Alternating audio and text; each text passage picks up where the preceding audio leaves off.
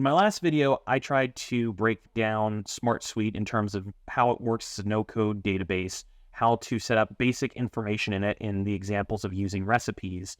And there was a lot that I was starting to cover, but actually needed to break up for the sake of just how long that video was going. So this is going to be a quick re-intro to part 2, the unexpected sequel, expanding on SmartSuite's data structure and how information can communicate between different tables in the aspects of setting up a recipe index, a meal planning calendar, and a grocery list compendium. So if you're interested in getting this all built inside of one fantastic solution, let's see what we can do to build that.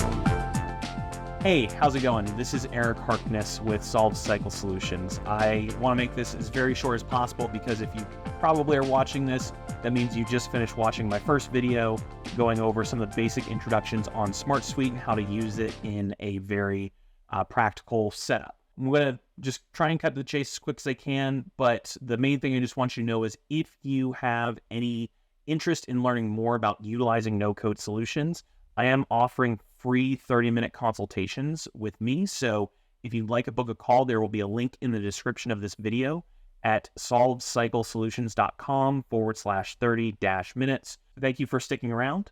But without further ado, I'm going to jump back to my past self, who is going to start breaking down, setting up different tables inside of our SmartSuite solution. Let's check it out. So now that we have this set up in recipes, we need to start being able to build things with a meal plan calendar. So if I click over into this new table, you'll see that it shows a grid view as well. One thing that is really nice about SmartSuite is that we have the ability to change view types. So not everything has to be presented as a record. In fact, we can present things as a calendar view. So there's lots of different ways you can present your data depending. If you've used Trello in the past, you're probably more familiar with Kanban, Kanban. I'm not sure how it's always pronounced. I hear different things every time. But a couple of things I do want to make clear is that certain features like the Gantt view are only available for paid users. But at this time, the calendar view should be. So I can hit this change view and go to calendar. And so what I'm actually going to be doing here is I'm going to build a series of records that are just really going over the course of 2 weeks that all are templated so that I can just have this update on its own without having to completely go through and keep entering day after day after day, or have hundreds of records just filling up for the year that I'm not needing or wanting to worry about just yet. So as you can see, today is February 9th. So what I'm going to do is click on the plus button to just open up a new record. And you can see that there's lots of information here that we don't really need. This is kind of the standard record template that will be applied to a basic solution table here in SmartSuite. So for now, I'm going to delete the description. I'm going to delete the assigned to. We do have to keep this link to test recipes because this, like I was showing earlier, it may not have made as much sense, but if I click on this, I can then see all the recipes that I have, and I can decide, okay, this meal, I'm going to have mac and cheese, and I can just link that record there. And what I can do is, instead of having to close out of this and click into the records, I can actually open up mac and cheese and I see it right here. I'll be able to see all the ingredients that I have, the recipe, the website, everything is easily accessible there, and the data can show up and be organized in this way. Now, we do need the status field here, because what I'm going to do is categorize the statuses by the meal type. So in terms of additional field types that we will need, I have one that is required, and then I want to showcase an additional one that may be helpful just in terms of if you're trying to use SmartSuite to be your cooking reference while you're actually cooking. So you'll need to scroll down, or you can also type in search fields. We will need this Project Essentials due date. This is important because there are two different field types, one that is just a date, and this is due date. Due date allows us to initiate repeating tasks, which is a very important function for this process to be completed. So here, I'm just going to change this to meal, date, and time. And we're linked with the due date. It has to be linked to a certain field, in this case, status. So once you have that added, we can then begin to set up specific repeat functions. So here, in this case, I'm just going to set this for Monday. Now, you can also add a time frame, which if you're wanting to do multiple meals a day like I have, you can specify the specific, either a specific time or a general time. That's up to you. But for me, I will set the breakfast at 8:30 a.m. And then what I want to do here is create a repeating task. The nice feature within this due date is a very specific repeating task function. So here I have, you can see under the status of repeats, there is a weekly option that is preset to, but I can also set it to repeat monthly, yearly, or days after completion, and just a custom. So in this case, what I'm doing is I'm going to set days after completion because I want this record to close before another one is generated. I don't want to have just a long list of records that are not, to me, that's going to be overwhelming, and I'm not going to be inclined to use this. If that works for you instead, absolutely can do that. But in this case, I found that it's cleaner and easier just to have this information categorized all at once so that you can then automate this service without having the system be overwhelmed. So what I'm going to do is set days after completion is going to be 14 days. So this is going to be 2 weeks after this meal is completed. The reason I'm doing that is because I want to have a system where I'm able to look at the meal plan that I have for the week, but then I also want to be able to look ahead to next week so I can start doing the meal planning. In my case, when my grocery store updates their sales, their weekly sales ad, so that I can then start doing that as early as possible and make sure that I have everything so I'm not having to sit and wait and get distracted and forget to fill out my grocery list. You can also set to task. So in this case, I'm going to change the titles because I forgot to update the status names first, but I'm going to leave this as backlog. I'm just going to make that B for breakfast for now. Now, this other field at the bottom that says fields to copy, and it says all fields. There's a very limited amount here that you can use in this particular instance, and in this case is the link to the test recipes. So this is basically saying that if this task is completed, it's going to generate a new record with the whatever was linked previously to the original meal plan. So in this case, this may not be as beneficial because you don't want to have to go in and remove something if you're trying to have a different meal every day. So in this case, yes, sometimes I find that I might be doing the same meal for breakfast, but I'm not going to have mac and cheese in this case every day for breakfast or lunch or dinner, and that's just not something that I prefer to do. So for now, I'm going to leave that unchecked, and then I'm going to hit done. Now, before I forget, I do want to head back to the status field. I want to update these menu items. So I can click the three dots here and then hit the modify field settings. So here I can quickly just hop in and create this as breakfast. I can mark the next one as lunch. And then I can make this orange dinner. And then I can also hit, I like to just change that as cooked. Now, you can also change colors here if you'd like. You can also mark different things as completed. But in this case, it's just easier for me to just keep this as cooked.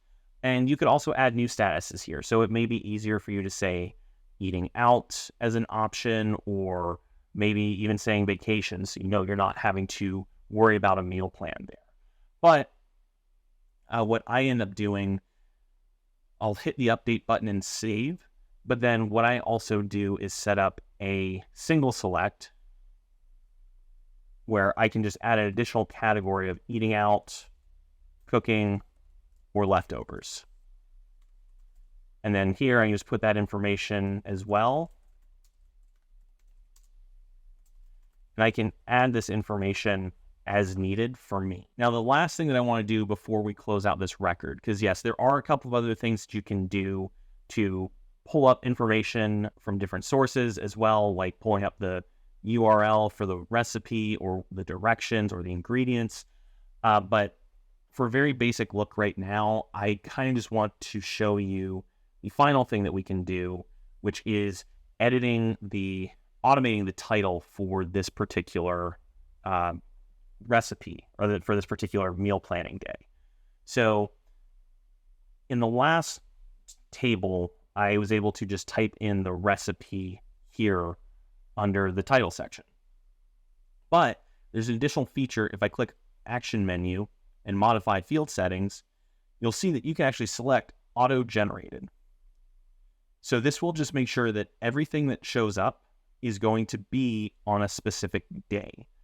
So in this case, and this will basically allow you to generate the specific title that allows you to quickly see what information you need without having to manually update this every single time or change it every single recipe day. So in this case, I can click this dot or this cross on the right-hand side. And what I just do is I'm going to hit link to test recipes. And you'll see if I save that, it's going to just pull up the title mac and cheese. But I can also add additional information here. So maybe I just want to know, am I eating out or am I having leftovers or something else? So I can leave this, give it a minute to pop, or I'll have to save this, but I can say, all right, I'm cooking mac and cheese I'm going to change this to dinner because mac and cheese for breakfast doesn't sound too great for me. So now we have this set up and you can finally save and close out of this record. Now, something that may look a little confusing is that the solution or the record date was for February 12th, but for whatever reason is showing up here on the 9th. If you happen to be building a calendar for the first time, there is a filter view on this calendar and it's organizing data by the first created. You don't want that. You actually want to hit the due date that you entered the data in, that you want to have this show up. And you can see here that mac and cheese is now showing up on the 12th. So what you can do is you can go through and build out, basically take this record, open it up, and you can copy the link or duplicate the record. And here I can just remove this particular recipe. But if I want to set everything up for dinner at, let me go ahead and change this to 6:30 p.m. as a general time. I can move this due date to the 13th. Now, something to be aware of is that the repeating task is going to reset itself. So you will unfortunately need to come in and just say, update the days after completion to be 14. And then you can hit set the status to, once the record repeats, it will automatically reset the completed status back to dinner. And then here, I just have to unlink the link to recipes and then hit done.